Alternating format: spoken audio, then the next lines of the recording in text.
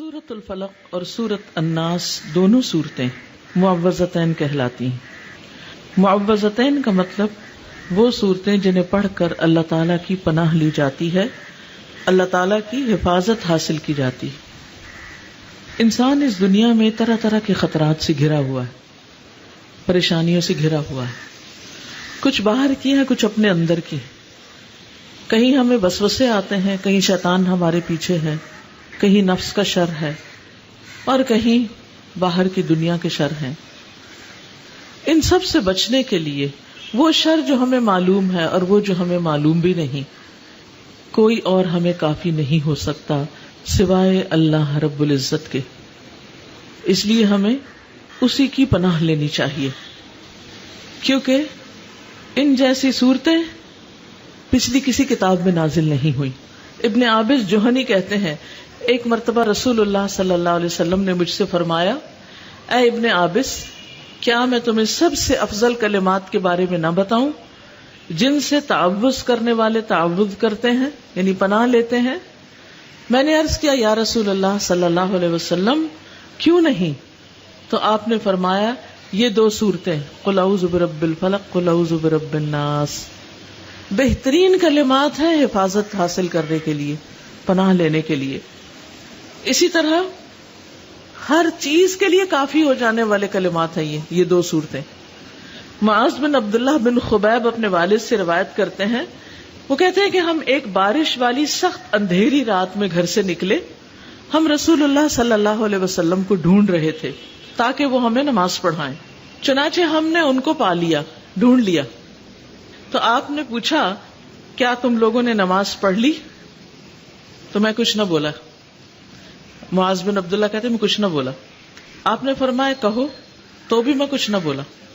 آپ نے پھر فرمایا، کہو، تو بھی میں کچھ نہ بولا۔ آپ نے پھر فرمایا، تو میں نے عرض کیا، اے اللہ کے رسول صلی اللہ علیہ وسلم، میں کیا کہوں؟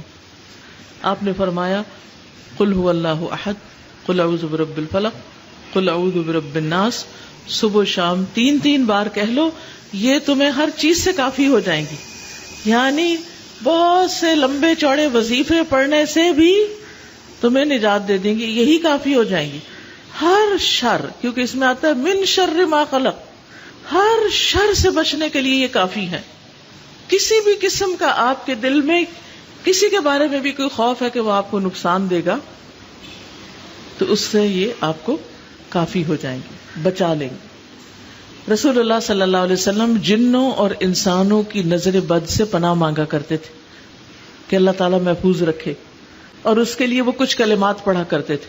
جب یہ صورتیں نازل ہوئی تو آپ نے وہ چھوڑ دیے کلمات اور ان کو اپنے لیے کافی سمجھا، پھر انہی صورتوں کو پڑھتے رہتے تھے۔ تو اگر آپ کو یہ وہم ہو، ڈر ہو، شک ہو، خوف ہو کہ لوگ مجھ سے حسد کریں گے، مجھے نقصان دیں گے، مجھے نظر لگا دیں گے، ایسا ہو جائے گا، ویسا ہو جائے گا، تو بالکل خوف نہ کھائیے اور یہ صورتیں پڑھتے رہیے، آپ کے لیے یہی کافی ہیں۔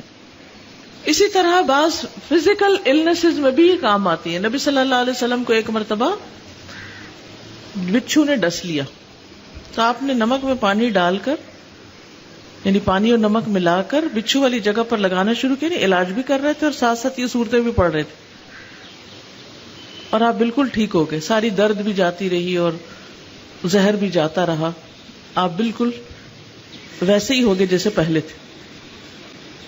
اسی طرح اگر کسی کو جادو کی شکایت ہے، جن پڑھنے کی شکایت ہے، اس کے لیے بھی یہ صورتیں کافی ہیں۔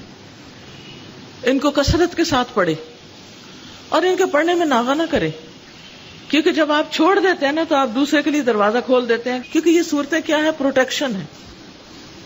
اس میں انسان اللہ تعالیٰ سے مدد مانگتا ہے کہ اللہ مجھے پروٹیکٹ کرے، تو جب آپ نے مدد ہی نہیں مانگی تو پروٹیکشن کہاں سے آئے گی؟ تو ہر روز ان کو پڑھنے کی ضرورت ہے، دن کے چڑھے 3 دفعہ، دن کے ختم ہونے پہ اور رات کے آنے پہ 3 دفعہ، رات ختم ہوئی صبح ہوئی پھر 3 دفعہ، بس یہ سائیکل چلتا رہے، اور رات کو سوتے ہوئے بھی 3 بار۔ تو اگر آپ یہ سمجھتے ہیں کہ کوئی چیز آپ کو نقصان دینے پہ تلی ہوئی ہے، کوئی آپ کی دشمنی پہ تل گیا ہے، کوئی آپ کو دھمکیاں دے رہا ہے، کوئی آپ کو ڈرا رہا ہے، رسول اللہ صلی اللہ علیہ وسلم نے فرمایا، اے عقبہ بن عامر، میں تمہیں ایسی صورتیں نہ سکھاؤں جو نہ تورات میں نازل ہوئی، نہ زبور میں، نہ انجیل میں، نہ فرقان میں، تم پر ایک رات بھی ایسی نہ آئے، تم پر ایک رات بھی ایسی نہ آئے کہ تم ان کو نہ پڑھو، اور وہ ہے قل هو اللہ احد، قل اعوذ برب الفلق، قل اعوذ برب الناس۔ تو آج کے بعد آپ نے کیا کرنا ہے؟ ہر رات ان صورتوں کو پڑھ کے اپنے اوپر دم کرنا ہے۔ اگر آپ بیمار ہیں تو انشاءاللہ شفا ہوگی، اور اگر آپ صحت مند ہیں تو آپ کی حفاظت ہوگی، بہت سی جان لیوا بیماریوں سے انشاءاللہ بچیں گے۔ خود پر بھی پڑھیں اور اپنے بچوں پر بھی پڑھا کریں، اور ان کو عادت ڈال دیں۔ چھوٹے چھوٹے بچوں کو یہ صورتیں زبانی سکھا دیں، اور جب رات سونے لگے تو انہیں کہیں چلے ہم سب مل کے پڑھتے ہیں، انہیں پڑھوائیں، آیت الکرسی بھی پڑھوائیں، سوتے وقت کی دعا بھی یاد کرائیں۔ ہم مائیں خود سستی کرتی ہیں، بچوں کو کہیں بھیج دیتی ہیں، کسی اسلامی اسکول، کسی مدرسے، کسی بچوں کی کلاس میں، اور ہمارا فرض وہ پورا کر دیں، ہمارے بچوں کو وہ صورتیں سکھا دیں جو آپ انہیں سکھا سکتے ہیں، اور صرف سکھا ہی نہیں سکتے بلکہ عادت ڈال سکتے ہیں کہ وہ عملی زندگی میں ان سے استفادہ کریں، وہ کوئی اور تو نہیں کر سکتا۔ دوسرے لفظ تو یاد کرا دیں گے، وہ انہیں یہ کون بتائے گا کہ رات کو پڑھنا ہے، اور پھر اگر یہ بھی بتا دیں کہ رات کو آج جا کے پڑھنا، جیسے میں آپ کو بتا رہی ہوں، تو میں آپ کے گھر آ کے دیکھ تو نہیں سکتی کہ آپ نے پڑھی کہ نہیں۔ یہ کون دیکھ سکتا ہے آپ کے لیے؟ آپ کے پیرنٹس آپ کو دیکھ کے آپ کو یاد کرائیں گے کہ یہ پڑھ کے سونا۔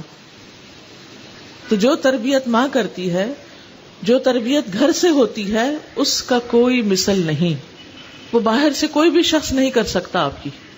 اور آپ سب تو مائیں ہیں، ہر ماں کی گود ایک مدرسہ ہوتی، اور اگر آپ کے عمل میں یہ نہیں ہے، عمل یعنی آپ یہ صورتیں خود نہیں پڑھتے، تو آپ اپنے بچوں کو کبھی بھی نہیں پڑھوا سکتے، کیونکہ بے عمل انسان کی زبان میں کوئی تاثیر نہیں ہوتی۔ تو بہت ضروری ہے کہ ان کی فضیلت کو سمجھیں، اور پھر ان سے خود بھی فائدہ اٹھائیں اور دوسروں کو بھی فائدہ پہنچائیں۔